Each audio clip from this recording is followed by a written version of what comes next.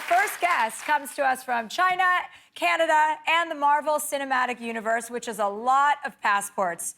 You know him from his MCU epic, Shang-Chi and the Legend of the Ten Rings. Now you can learn his real-life origin story in his new memoir, We Were Dreamers. It's available now. Please welcome Simu Liu.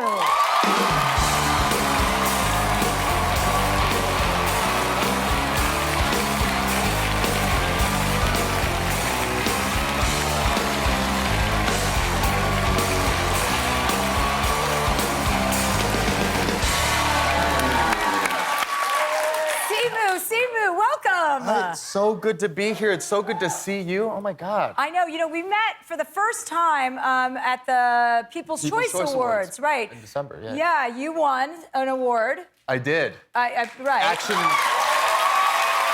I guess the world thinks I'm like an action star or something. Well, yeah, I think the world thinks you're an action star because you think you're an action star. You were also standing next to The Rock, who I don't think I've ever seen in person because his head he's so muscular, it's like there's almost a muscle in the back of his head. There is somehow like muscles in the back of, yeah. I've never felt so small in my life. Yeah. So you're saying I look like a piece of cheese string next to him. I was just saying I didn't see you when you were standing behind him, is what I'm saying. Fair enough. It was just like a voice that I heard. I was like, Simu, are you there? Are you there? Congratulations on your New York Times best-selling book. Thank you. And you know this, Chelsea, as a fellow New York Times bestseller, but the title follows you for your entire life. Like, you can make the list one time for one single week, and forever you'll be New York Times bestselling author Chelsea Handler, and I am New York Times bestselling author Simu Liu. Yeah. That's how... I refuse to be introduced any other way. Yeah, no, I was very excited the first 5 or 6 times I was on the New York Times list as well. It's a huge feat, so congratulations. Thank you. I love this book. I sat and read it in my garden the other day. I sound like Oprah. I don't have a real garden. I just said that. I sat and read it outside the other day, and I just love this book. And well, first of all, one of my favorite things is that you waited to page, I think it was 14, to announce that you were voted one of Toronto's hottest bachelors. Canada's hottest bachelors 2018. Wow. How do I know that? I don't know why it's just off the top of my head. No.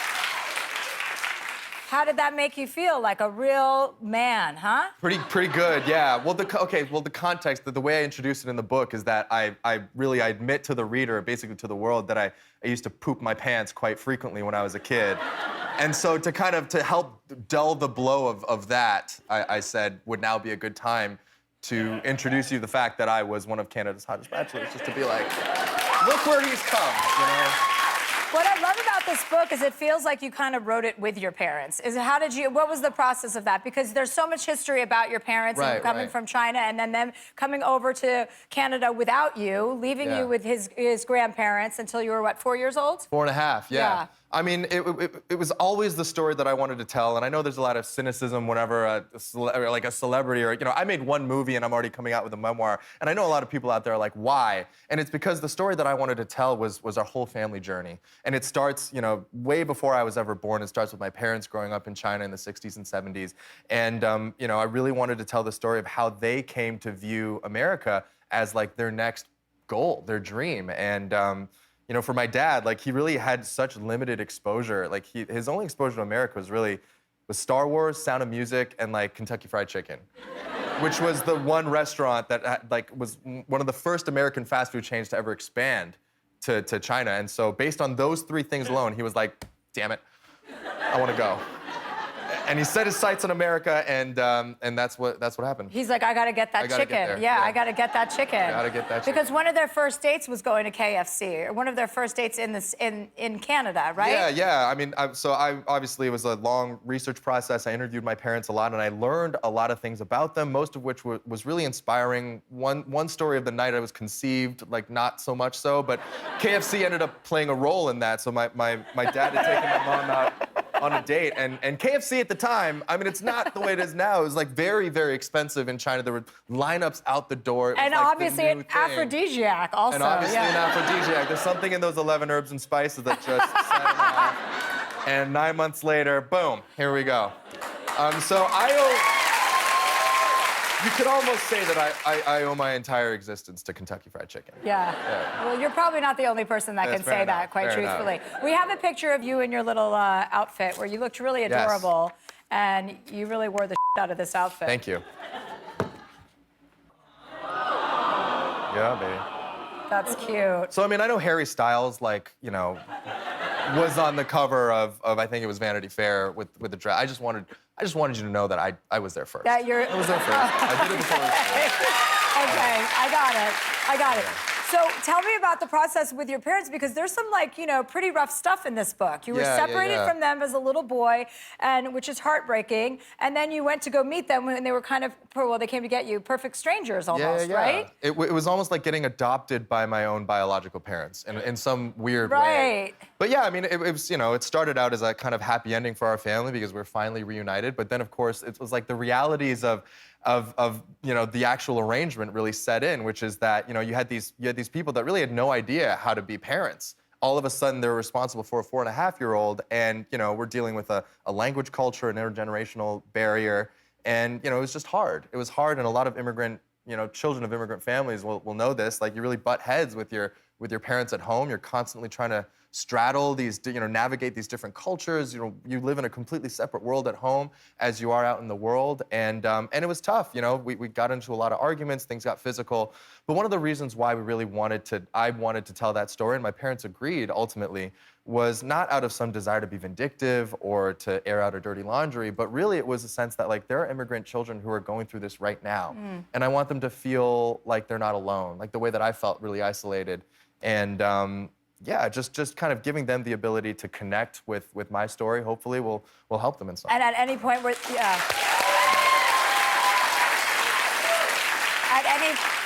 at any point were your parents like, you cannot absolutely not put that in the book, or were they just okay with everything? Yeah, they were like kind of reluctant for, there's a couple of anecdotes specifically with like them beating the crap out of me that they're like, do you really have to, and I was like, you know what, but yeah, you did those things, and it's not like they didn't happen. And my parents, they like to say this, they're like, we were fantastic parents like 99% of the time, but you choose to focus on the 1%.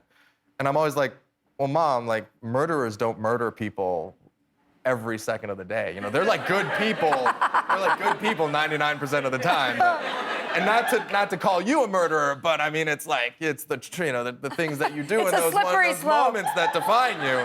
So, I mean, the logic, yeah, it was, I'm not sure if they got the analogy totally. Well, I like it's in there somewhere. I like the story when your mom puts you outside and just locks you outside of the front door for doing something for like 15 or 20 minutes, and you're a little boy, so you're like, what is happening? Am I ever going to be allowed back in? And then you saw another neighbor who was also Chinese walking up the stairs and said, oh, are you okay? And you're like, oh, my mom locked me out. And she's like, oh, yeah, I do that to my kids all the time. Oh, yeah, no, I do that too. Yeah.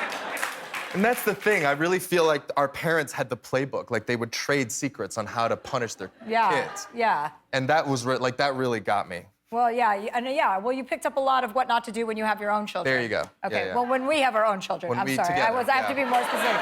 More with Simu Liu after this. Welcome back, Simu. Thank you so much. I'm guest hosting in a few weeks. I so know. You're He's going to be doing. Thank you so much. He's going to be back here guest hosting, which is funny you mentioned that because I wanted to pitch you an idea for your guest hosting week. I know you were part of a band. What was it called? LX4. Yeah.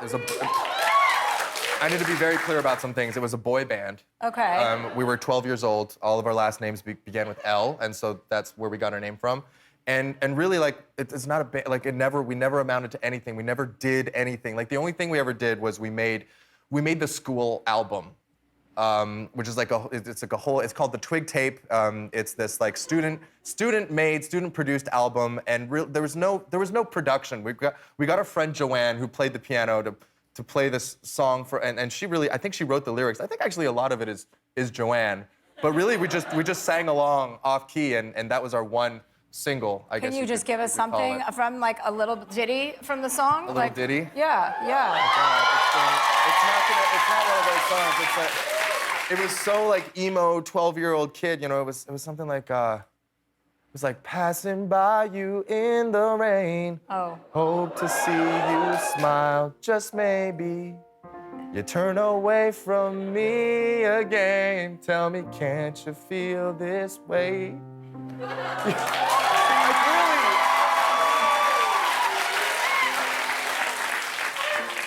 Didn't sound like that. I'll tell you that much. Talk about an aphrodisiac. Oh, yeah, no, there you no. go. Very patriarchal, like very sexist lyrics. Like, can't you feel this way? I feel like that's such a male dominant of, you know, like we just want women to, why can't you just feel that way about us? Like, why can't you just love us? Like that's, I mean, I would not write that song in 2022, for sure, for sure. I have a question. So when you first came, did you meet Spider-Man and then your very first trip when you came to Hollywood? Yes, yeah. My very first trip down to Hollywood, I had no money to my name. I was meeting a manager that I'd never met. We were communicating via email, and he was like, yeah, I guess I'll sign you.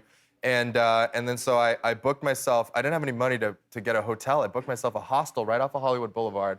And because that was the only real neighborhood in LA that I knew. I was like, yeah, I want to be in Hollywood. And then I show up to Hollywood Boulevard and I'm like, you know, I'm at TCL Chinese Theater, I'm having a good time. And this guy dressed up as Spider-Man shows up and he's like, you want a picture? And I was like, oh, cool, the people in LA are so nice. And so he takes my phone, he snaps some pictures of me, then he snaps some pictures of us, like in a selfie, and then he's like, that'll be $20 for Spider-Man. And I had literally just got there. I had like so little spending money. Like, keep in mind, I'm staying at a hostel. I'm staying in a bed with like 9 other dudes. And Fun. Some would say. But yeah, I ended up paying the guy, I talked him down to like $10.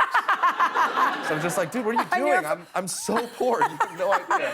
You paid him to take a picture of you on your phone and him? That's what happened. I wonder if he's seen your movie, Shang-Chi. I hope he has. And then been like, I know that guy. I took a picture with him and then charged him for it.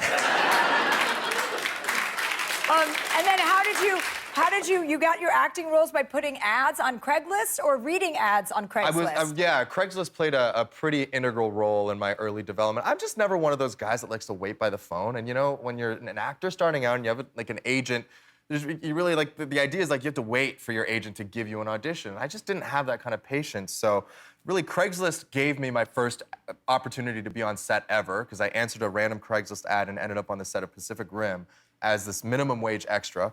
And so that kind of validated the whole website for me. I was like, yeah, Craigslist.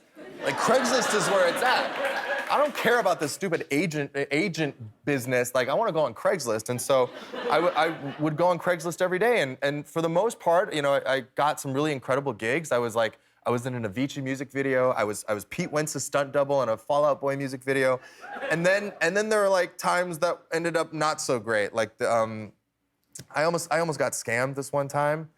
I answered this Craigslist ad. It was for an audition. It was like very kind of vague as to what it was for. So I show up, I do this audition, and this guy's like blown away. Like even I was like, I'm not that good of an actor. But he was like, this is amazing. I'm gonna call some people, you come back tomorrow. And so I come back the next day and he's like, all right, I got a job offer for you. And he's saying like, pays $25,000, you shoot in New York. And I was like, oh, this sounds way too good to be true, but continue. And he was like, oh, the only thing that you have to be a member of the Screen Actors Guild. You a member of the Screen Actors Guild? I was like, no, we live in Toronto. I'm not a member of the American Screen Actors Guild. So he's like, oh, okay, no, don't worry, let me make some calls. And he gets on the phone and he's having what I know now is a fake conversation, but he's like, guess what? The kid, he's not in the Screen Actors Guild. Well, don't worry, well, how much is the joining fee? Oh, it's $5,000. Okay, I'll let him know. And then he hangs up and he's like, all right. So here's what you do. You write a check to the Screen Actors Guild, and you hand it to me, and we'll get you the role. And I was like, yeah, thank you very much, and no. And I walked away, but even at that point, I was like gaslighting myself. I wanted it to be true so badly, and it wasn't until like 6 months later I was on Craigslist again, because I hadn't learned my lesson, and there was a police posting there, and it was a picture of the guy, and they had caught him, and they were like, these are all the aliases that he uses, and... Bottom line is he's off the streets now. He's not scamming any aspiring actors anymore. Yeah, and you're safe now. And I am safe. Yes, you are. Thank you so much, Simu. We Were Dreamers is available now. And we'll be right back with Hasta La Pasta.